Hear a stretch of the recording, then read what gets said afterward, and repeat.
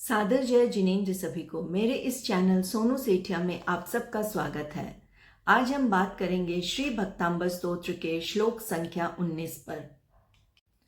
श्लोक है किम सर्वरीषु शशिनाहनि विवस्वता वा युष्मन्मुखेन्दुदलितेषु तमस्सु नाथ निष्पन्नशालिवनशालिनि जीवलोके कार्यं कियज्जलधरैर्जलभारनाम्रः। श्री भक्तामर स्तोत्र श्लोक 19।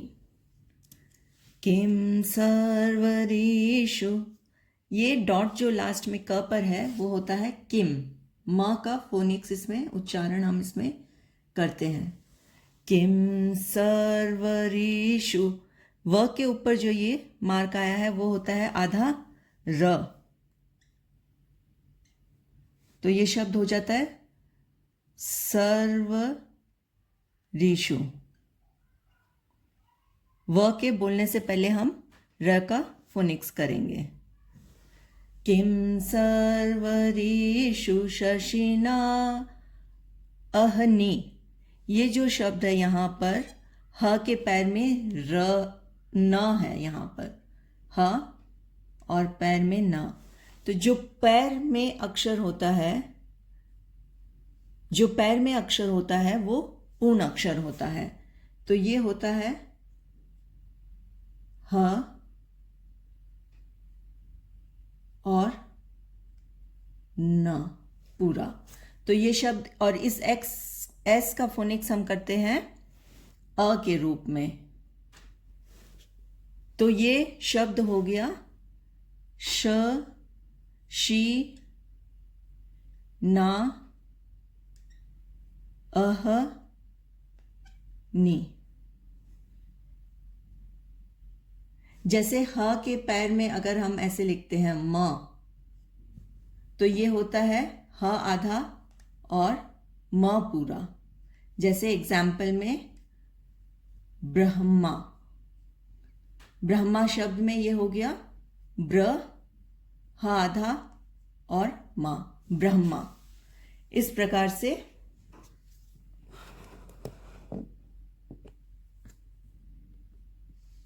ये शशिना अहनि विवस्वता वा युष्मन्मुखेन्दु दलितेषु तमस्सु, ये स का फोनिक्स स होता है, ये श और ये श। युष्मन्मुखेन्दु दलितेषु तमस्सु नाथ निष्पन्नशालिवनशालिनि जीवलोके कार्यम, ये शब्द में ऊपर य के ऊपर दो चीजें, एक ये वाला सिंबल जो कि र होता है आधा र, जो य बोलने के पहले हम इस र का फोनिक्स करेंगे, तो कार य, और फिर ये डॉट है, इस डॉट का मतलब है लास्ट में म, लास्ट वाले वर्ण पे आने का मतलब है म, तो ये हो गया कार य म, कार्यम। कार्यम कियज्जल, कियज्जल, कियज्ज आधा बोल के जल धरैर, ये ज के ऊपर जो आया है वो आधा र होता है, और ज बोलने के पहले हम इस र का उच्चारण करेंगे। कियज्जल जलधरैर जलभार नम्रः। किम सर्वरीषु शशिना अहनि विवस्वता वा युष्मन्मुखेन्दुदलितेषु तमस्सु नाथ निष्पन्नशालिवनशालिनि जीवलोके कार्यं कियज्जलधरैर्जलभार नाम्रः। अब ये किम शब्द का अर्थ है क्या।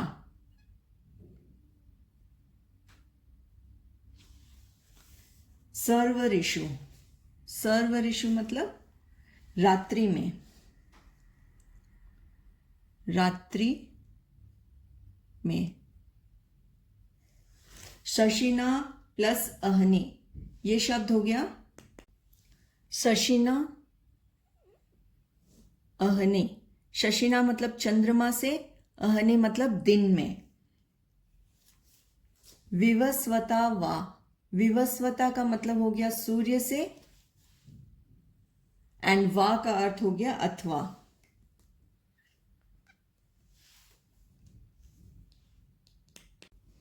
युष्मन मुखेंदु, युष्मत प्लस मुखेंदु, युष्मन मुखेंदु, युष्मत प्लस मुखेंदु मतलब युष्मत मतलब आपके, मुखेंदु मतलब मुख, मुख रूपी चंद्रमा के द्वारा, आपके मुख रूपी चंद्रमा के द्वारा। दलितेषु मतलब नाश होने पर। तमस्सु, तमह प्लस सु, तमस, तम मतलब अंधकार, तो अंधकारों के नाथ, हे नाथ। निष्पन्न, नाधा न पूरा, निष्पन्न पककर। शालीवन, शालीवन का मतलब है शाली प्लस वन यानी धान्य के खेत। शालीवन।